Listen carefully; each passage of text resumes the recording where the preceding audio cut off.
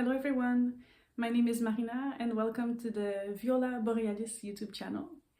I am currently filming on the unceded territory of the Musqueam people, and I would like to acknowledge the land on which you're viewing this episode.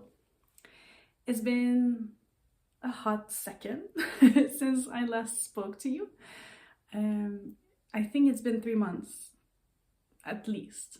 So I didn't have much podcast mojo because my creativity really sparked up over the summer with travel starting again.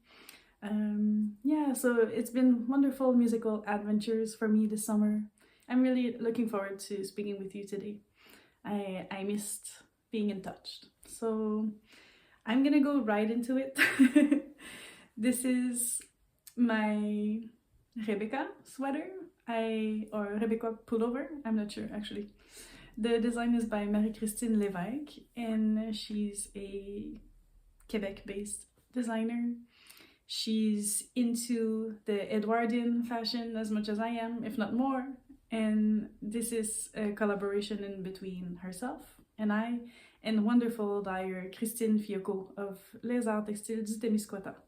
So this colorway was inspired by Rebecca Clark, who I talked in length about last time. So if you missed it, probably want to tune in. And essentially, it's a really great base. It's a fairly new base for Christine. You can see lots of drape, right? So the base is chamomile and the colorway is Rebecca. Maybe I will show you this garment in a better way. One second.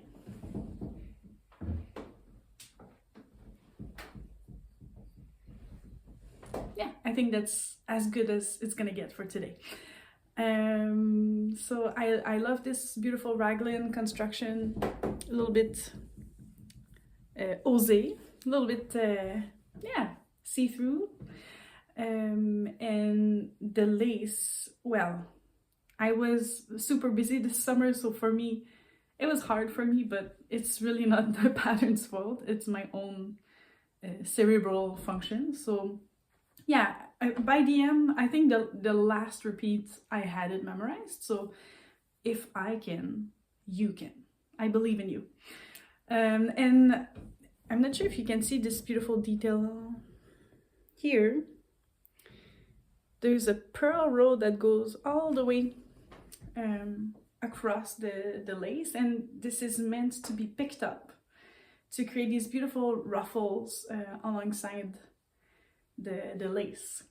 The truth is, I haven't blocked this yet, and it's quite drapey and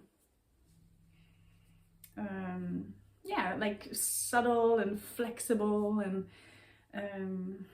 and I'm just wondering how it's gonna look like if I add weight onto it, and if I, just pull in some stretches to add more tension. So I'm sure it's fine, but I want to block it first, and then I'm gonna simmer on it, because I love how wearable this is, and to add these ruffles would like pimp it up a bit. It would give it the extra drama, but maybe not yet.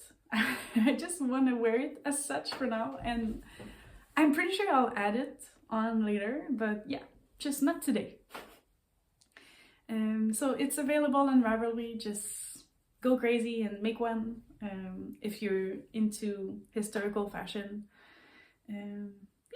So I mean, the base has like linen and baby alpaca and silk, so it's very, very luxurious. And there's also Bleu Poussière, who does a naturally dyed version of this base.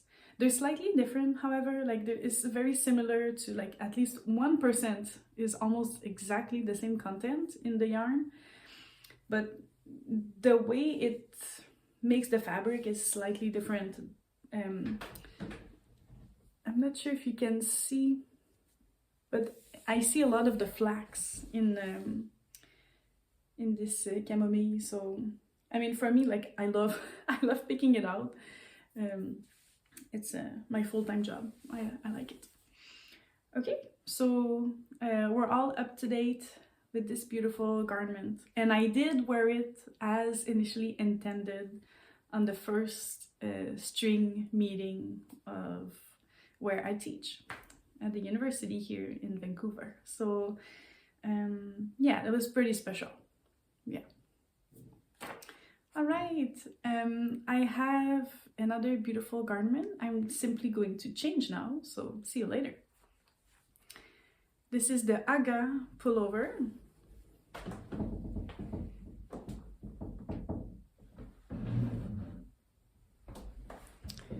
It's a design by Albina McLaughlin. Probably butchered this. All the links will be found in the show notes, don't worry. I knit this in my beloved Nutiden stash. So Nutiden is made by Anne Orker, and you can feel just all of the knowledge and inspiration that is encapsulated in all of their craftsmanship.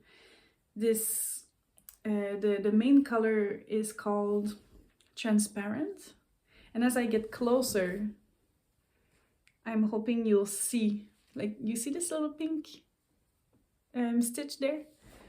I mean, and here's gray tones, and so, I mean, there's such a world of colors in each of the stitches. It's not just beige or grayish, it's like, it's something else. And this contrast color is lilac. This is a colorway I wanted for a long time, and actually only got the fiber of that colorway when it came out a while ago. But a great friend of mine, Emily, had some in her stash. She had leftover, a good significant amount of leftover, and as this whole sweater is using 2 strands of Nutiden, I needed like a bit over 1 skein, so that's what she sent me, and I have huge amount of leftover too. So if you're in the same position as me and you're in need of this colorway, just let me know. Yeah, so I think I used like 3.5 plates of the main color, and this is for the second size.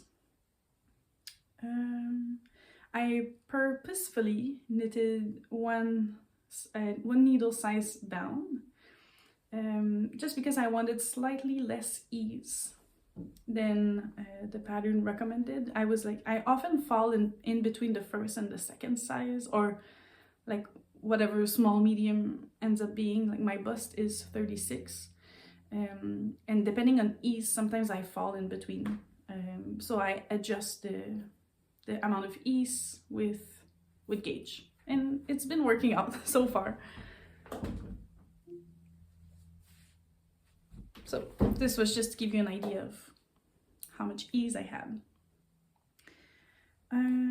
So I'm super satisfied. I finished this quite recently, and this was a project that was for the longest time on my needles somehow. Probably because of the all over color work, or like the color work on the sleeve too. This should have taken a hot second, but I just really enjoyed it and enjoyed taking my time and watching Caroline's video each time I was knitting it, and feeling closer together with the whole Nutiden family. So this was just a delicious project for me. So wonderful. All right, I will change once more. Okay, this is my last outfit, promise. This is my Ghost Whisperer by Park Williams. This is quite the see-through garment, so brace yourself.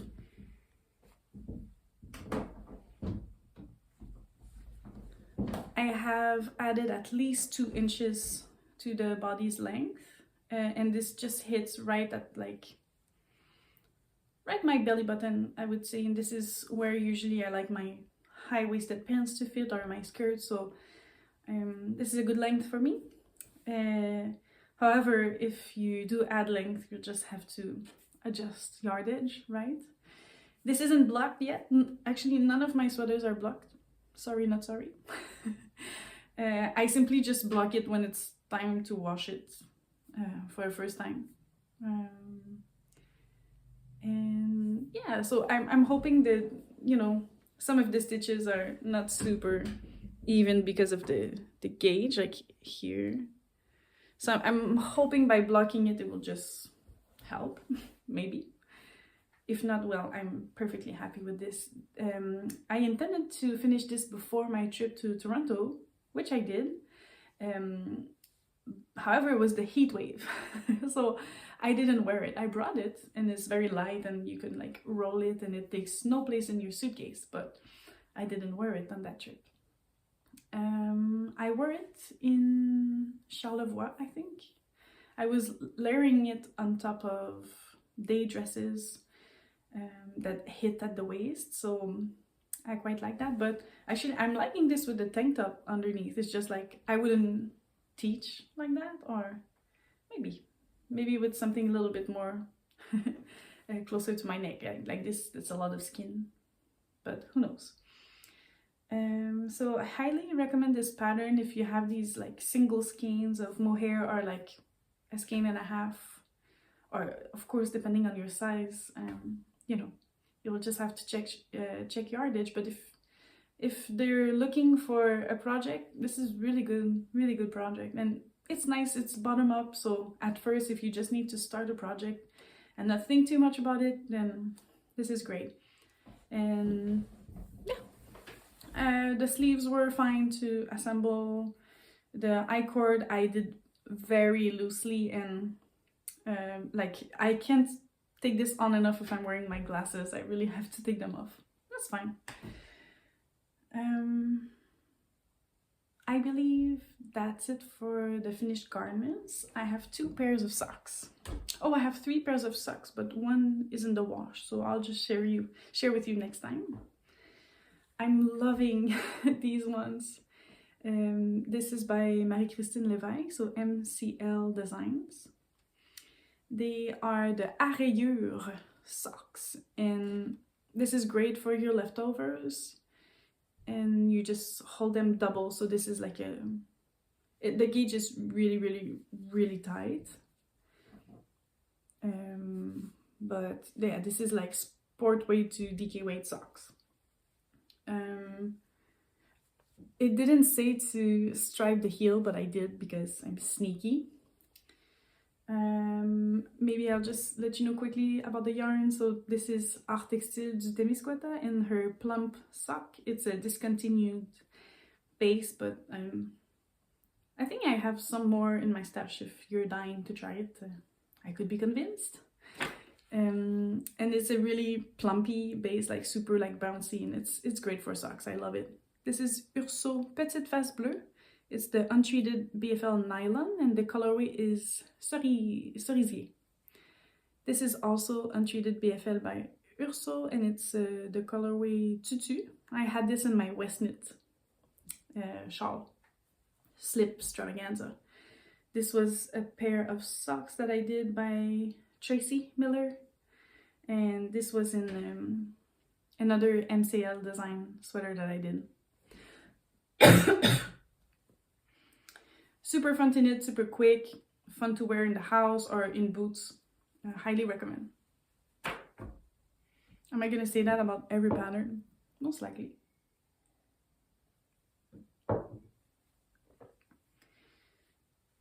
Next is a crazy pair of socks with an inspiration behind it that is a close friend of mine, Claudia de Claude Tricot. So she recently started doing a podcast in English. So she has like tons and tons of subscribers from the French knitting community, but her English is perfect, and she's highly entertaining and helpful and knowledgeable. So just go on and watch her English podcast. So this is still Christine Fiocco from Les Arts Textiles du Témiscouata in the BFL this time. Untreated, most likely also. Or is it BFL Merino? Something. It was a limited edition colorway, and oh, look at this. Love rustic yarn and finding little pieces of hay or veg matter. So it's just my sock recipe. Nothing to see here. Love this, and I love the length. I'm a long sock kind of gal, kind of person, should I say. Okay, this closes the finished nearly, right? Because I have a pair of socks in the wash, so I'll just show you next time when they're less stinky. Actually, they were like super clean, and then it was Tabia's birthday, and there were a couple kids over, and after 15 minutes of wearing them, I stepped into something very gooey, so that was the end of that wear. So I'll just show them next time. Hello, I actually forgot to introduce this great new hat. This is the Hat and Peak by Max the Knitter, Maxim's here. And because I was one of the test knitter for the Hide and Peak sweater, well, he kindly asked if I wanted to test this beautiful hat in my Nutiden leftover. So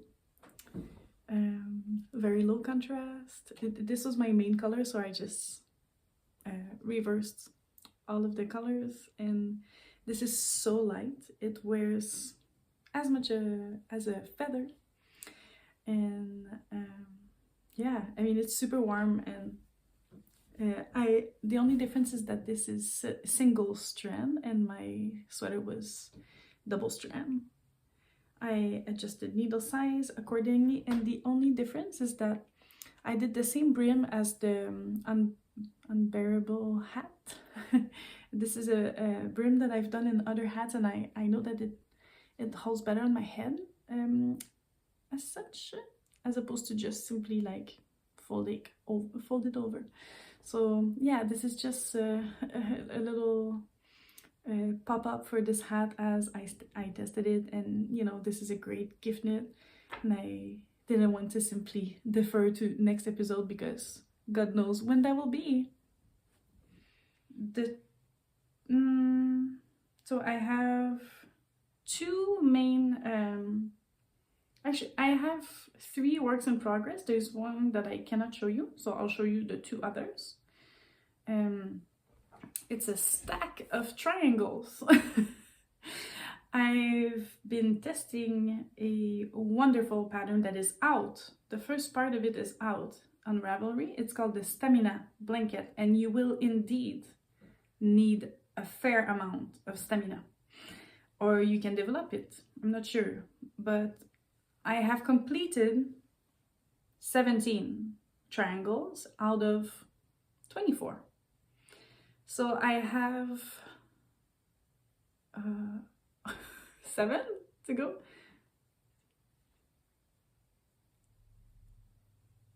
Yes, I recently had a concussion, so I'm still trying to figure out numbers, to be honest. It's the only thing that's still weird. So if you have any tips, maybe let me know.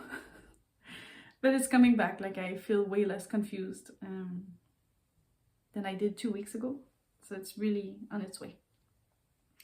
I'll quickly show you the colorway. So this is the Advent Calendar by Bleu Poussière. And I chose to do some higher contrast, some low contrast. I'm a low contrast person, but I wanted to mix it up. And the base is amazing. It's this yak merino nylon base. That one is cool. That one is like witchy, moody. Merry Christmas. Oh, that one is a special one that I was knitting with my friend Lindsay from Artifacts of Appreciation. I was actually winding the little mini as we were discussing over coffee. So this one will most likely be right in the center, so it could be seen at all time. And this really like speckled one, this is all natural dye. I know, like, so this speckled one was the last one that you open, and I think it's like Festivus or some name that is really for celebration, and it was perfect for me to knit it on that day. Yeah, that one is low contrast, funky. Oh boy, I love that one. I'm like rediscovering each triangle. So yeah, it's nice sometimes to do like opposites. This one is moody too, I like that. This one is rather tamed and natural. This is my, this one is my, how do you call it? Slytherin one, because I am Slytherin. People are always surprised. It's like, I'm not, I'm not everything that I am on the podcast. I am other things. So podcasters, they seem to be very tamed in front of camera, but I am not always. This is one part of me, but this is not the completion of my whole personality. Love this one. There's not one that I don't love, but I have to say these red and gray, there's a few of them, so I think I'm more tired of them because it was a advent calendar, so there's more red. And I'm not much of a red person in general, but I'm slowly becoming. This is in the second one that I did. So now that you've been updated with the first 17, I won't show you again these ones, but maybe hopefully in an upcoming episode you'll see the remaining triangles. So Camille Descoteaux, Stamina Blanket, Buckle Up, get your leftovers in a nice, inspiring, like straw bucket and get creative, or a really great pattern for these too many advent calendars lying around in your house that you don't know what to do with it. So yeah, wonderful.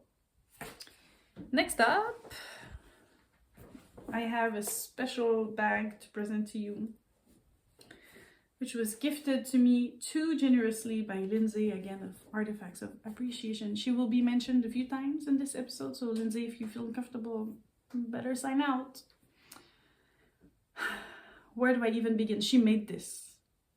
Yeah, she made this, and the finished is so well done. Like all of the finishing touches are, and this this fabric store, it's in Vancouver, and they have these really beautiful like end of line fabric, and so like she's creatively being very like frugal and finding these precious items, and I think she has like a ton of this leather, so also like she creatively added it to this bag. So go Lindsay. I want to share with you a beautiful shawl that I'm knitting as part of a knit along organized by Max the Knitter and is it Walcott yarn? So this is the Opus shawl.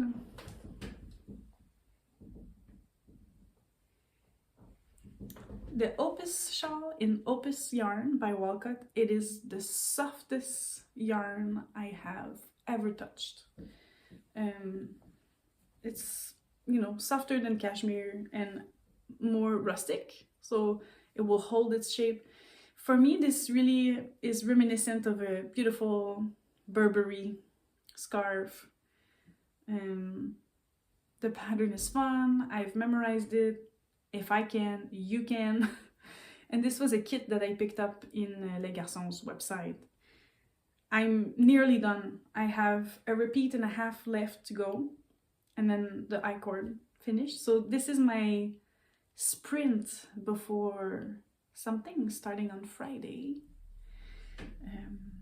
that I will talk about momentarily. And then what else do I have? Yeah, so I have another project that the test has been on hold, so I'll simply have more to show you next time, which is great. So I am now onto the spinning content. Last time this was almost finished, so this is Lindsay's beautiful tough sock, natural sock fiber bath. And yeah, so I think this was my first 3-ply, but I didn't chain ply. I'm too chicken to do it with precious bath. So I just divided the amount in 3 and I I applied it at the end. So this worked out. I have like over 400 meters, or like almost 400 meters. So I made my first fingering three ply.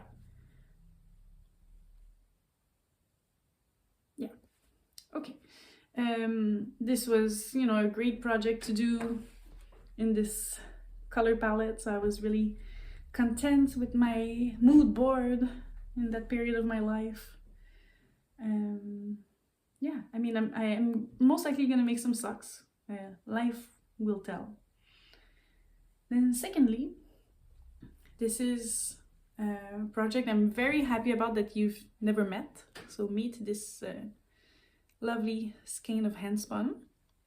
One of the ply is Urso Dorset. So it's the rye colorway, as well as some latte and a few leftovers that I had like in this brownish palette from Urso. So I made 4 ounces of that as a single. And I had like a crazy delicious bath from Fossil Fibers. If you're curious about how it looked before, simply go to my all used up on Ravelry. Viola Borealis, and it's called Mystery Lionfish. And I mean, her photos are just insane. I don't know how she does it, but it's pretty unbelievable. Like, it just looks so good, you want to eat it. So instead of eating it, I spun it.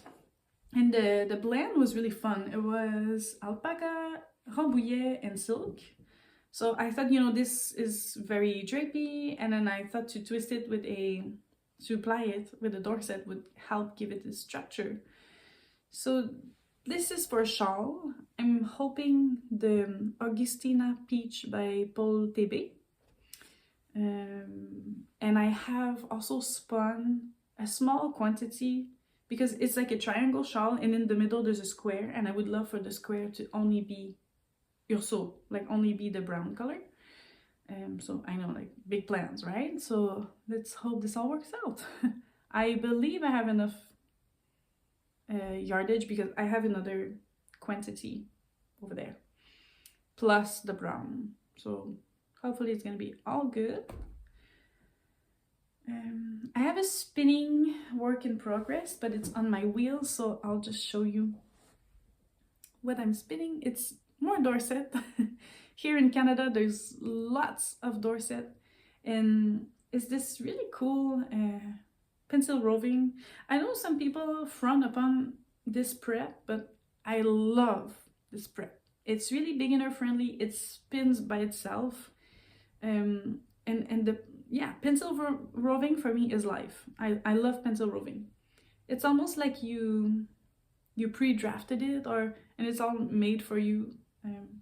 But look at how amazing I see a little bit of brown, there's definitely some black, some lighter gray. This natural yarn is awesome. Like, it's speckled or it's variegated, it's everything that you need. So this will be paired with this thumbnail. Maybe not. But this new Holland base, it's not launched yet. It will be launched next week. So set your timers or do what suits you. But this is a new DK base in the colorway Black Magic. I have 2 skeins of this. This looks handspun, right? Like their own mill is creating this beautiful yarn. And I thought that with this handspun, it would make the perfect field shawl by Maxim Cyr. So I am one of the testers, and I'm chucking along the spinning project. I will simply do a 2-ply, very easy, and I will do the stripes with this. So I think it's gonna be very moody, very wearable with anything that I own. Yeah, and this yarn is mega soft, like a little bit dry, and in person it's just insane. I think on camera too. Yeah. So lots of fun ahead with this project. Yeah. I have one more finished spinning that I didn't show you because it's connected with dream knitting. So you see this bag and you may, with the hint that I gave you earlier, I'm trying to decide if I'm going to embark on the MCAL by Stephen West, which is going to start on Friday. So we are currently Tuesday. I have a few more days to decide, but if I do cast it on, I have this freshly spun, delicious bouncy BFL from the Wool Seeker. It's a 2-ply fingering, 100 grams. And I mean, I just see it so much in a Westknit project. I'm thinking that it needs to be in great company. So this Bleu Poussière cashmere merino nylon base would be just amazing. So check it out. I'm thinking yes. Maybe I will say goodbye to sleeping in October. The reason why I'm hesitating is it's because I am recording my 3rd album, which is named Viola Borealis. This project has been in the works for the past 3 years. It's my first concerto album, so I will be recording with my friends of the Agora in Montreal, and I will be recording 2 composers who were influenced by the beautiful nature of the Borealist forest, as well as the music of Anishinaabe composer Melody McIver, inspired by the forest here, Borealis forest in Ontario. So yeah, do you think I should guest on just so I have something to keep my mind off? You know, like instead of worrying in the evening, I could be westing. But I do have this shawl, and I'm thinking like this shawl could be a good project to do, like if I'm, you know, having a break, or if I'm talking at the same time with people. We'll have to do quite a bit of driving. So I'm thinking this would be a good project to bring for that. And then maybe in the evening when I come back home and I just need to like completely unwind, maybe I could have my Westknit. So you have to help me here, because if I do cast it on Friday, I really don't want to feel the pressure that I have to keep up each week, because I know that I don't need extra stress right now, but I'm really great at adding extra stress in my life. So, you know, can you let me know in the comments if you're also planning on joining, but planning on doing it at your own pace? And perhaps we can have our own knit along that we just finish when we want.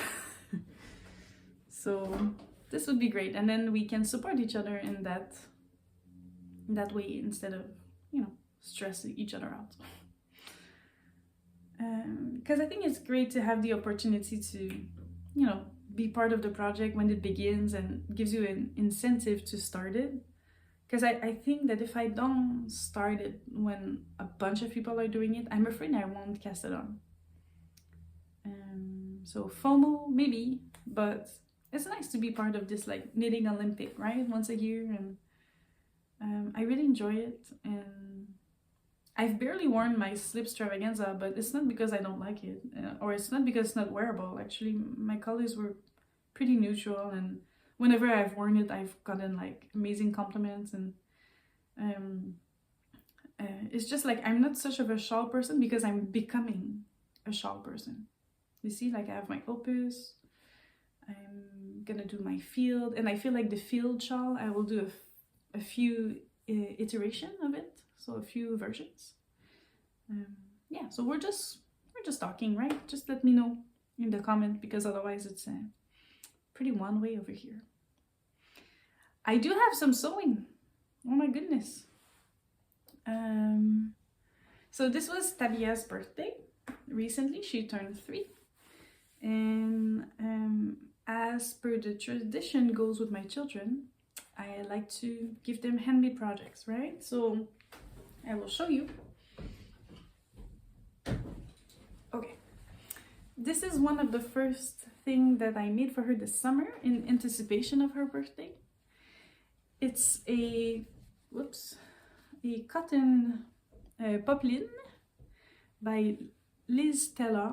So she's I think she lives in Belgium, but she's a French speaker.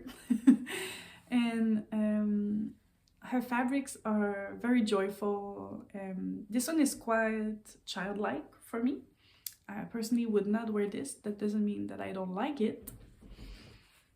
So as you can tell, the fabric kind of did that, whatever that is, bled.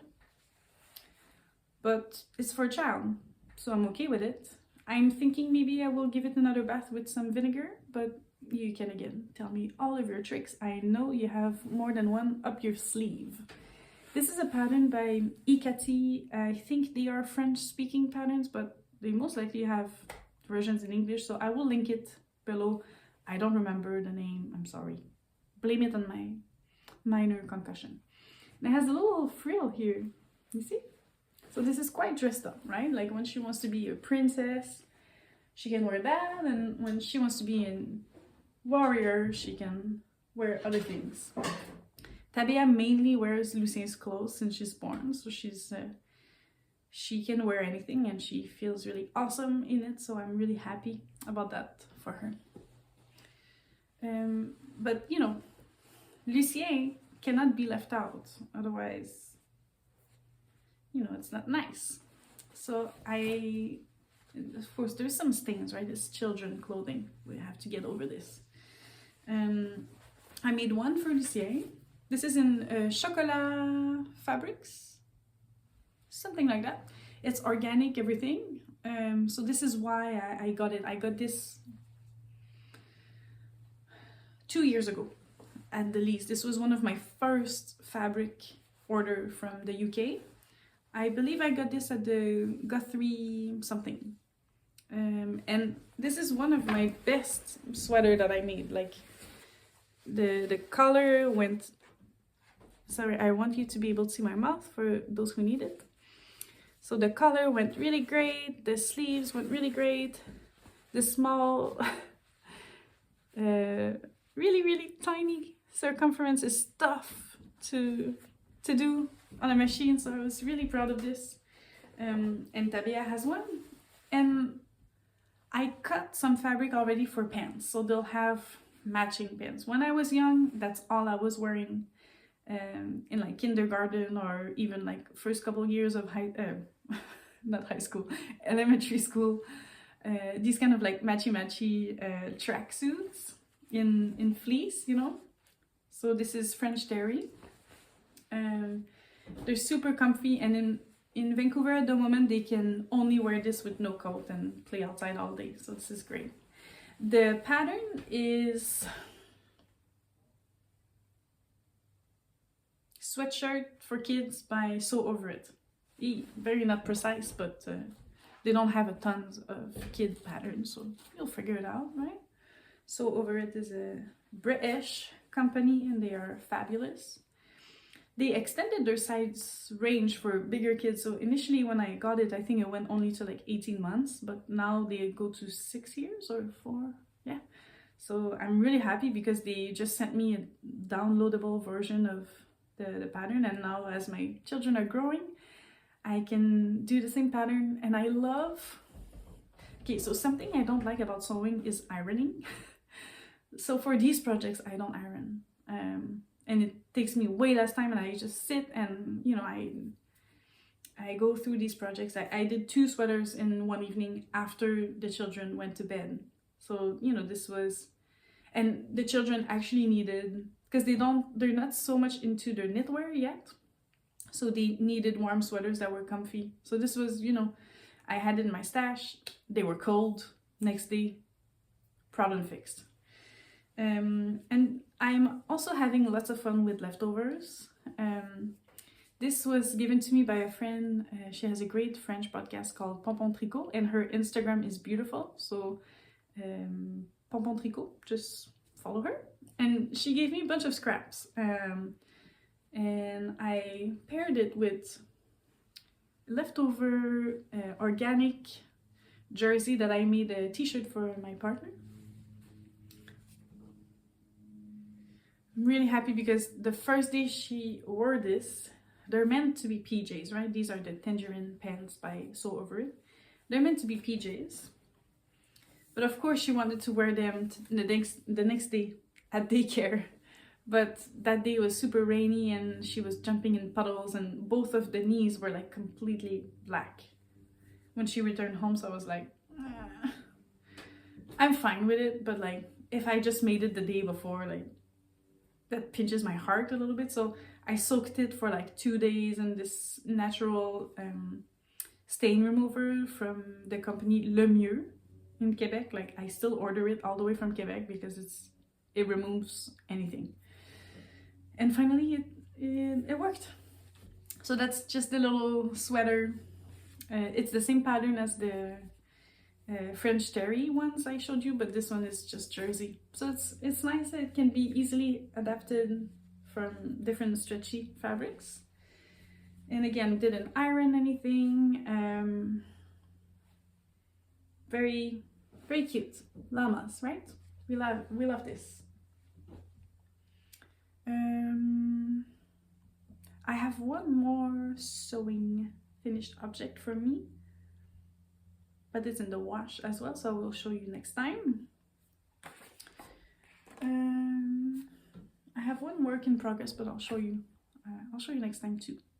It's time to pick up the kids. I'm very happy that I took a moment to speak to you today. Yeah, as I mentioned, it's been 3 months, so it's good to be back.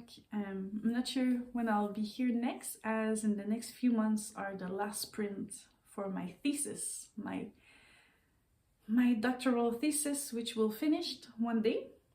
Beginning of January will be sent off.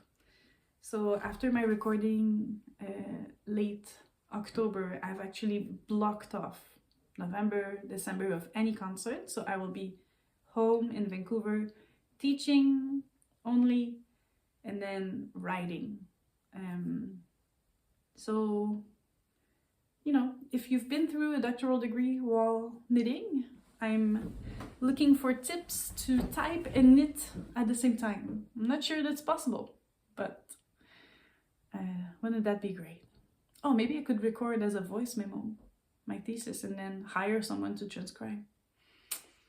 That's not a bad idea, actually.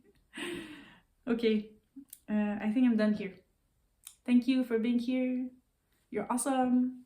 I'll see you next time. Bye.